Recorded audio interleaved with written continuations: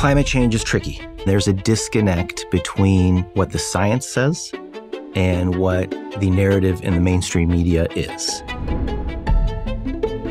My name is Matthew Wielicki, and this is my story. I am a former faculty member in the Department of Geological Sciences at the University of Alabama. I have a doctorate in geology and earth science, and I am the author of Irrational Fear Substack.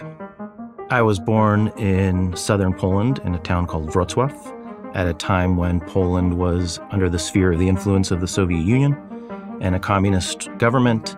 And my parents made the decision to immigrate to Chicago, like all good Polish people do. That's the Ellis Island for Polish people, is Chicago. And then eventually I grew up in Fresno, California, where we received political asylum and eventually citizenship. I grew up on a college campus, Cal State University, Fresno. My father was a faculty member there at the School of Business. My mother was in information technology and staff. I would ride my scooter around campus after school every day. It was something that I fell in love with. It was a place where there was these warriors that battled in the playing field of ideas, and then they would go and have dinner together, and they would chat and be friendly, and it was just this beautiful place of just intellectual discussion. So I pretty much decided I was going to be an academic when I was 10 or 12. I was always intrigued by science. My original degree is biochemistry and cellular biology.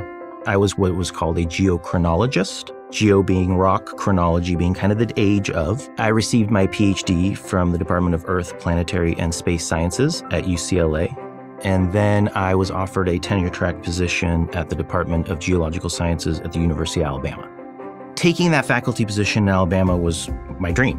And so I was absolutely excited. I was a little nervous moving our family from California to Alabama. That's a pretty big move, but we were excited. It was definitely something I wanted to do. But I noticed that the campus that I grew up on and the one that my father and I would talk about was different.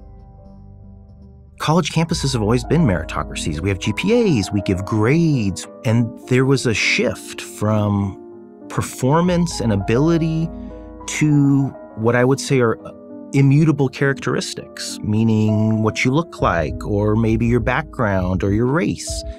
And those are things that students don't have any control over. And so there was this disconnect from what I remembered, where it was this competition of ideas and everybody was on an equal playing field. And it was, if your idea was better than your competitor's idea, then your ideas would win.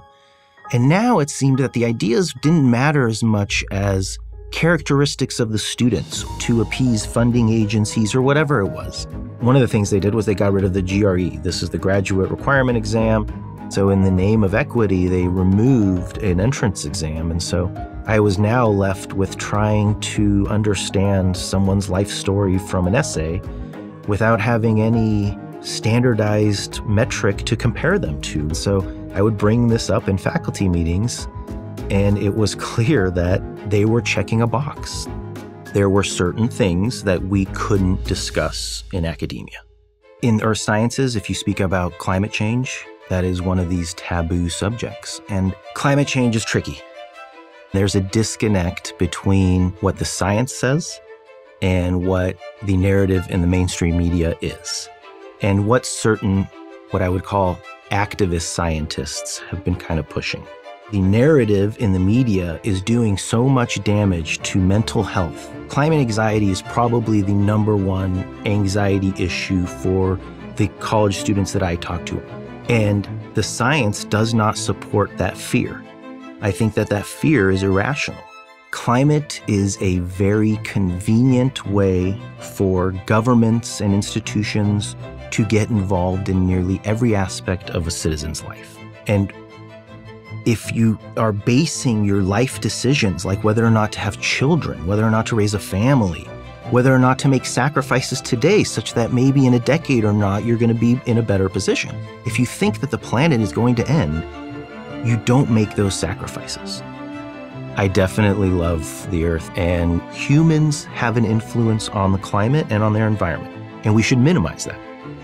But the disconnect that our small policy changes today will have some dramatic impact on future temperatures or weather in general is untrue. But if you speak out against it, you're essentially a pariah in this community.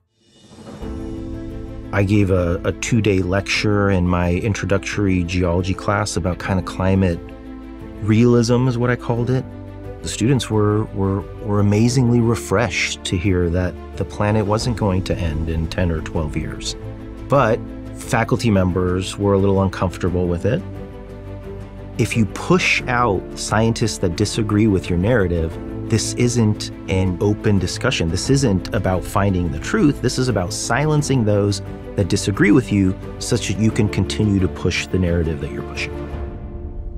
I started to publish a little bit more on social media, and the moment that those stories gained any traction, faculty members in the University of Alabama were making posts that I was committing violence, that I was putting their jobs and their safety in jeopardy because I was asking questions. So I decided to leave during COVID.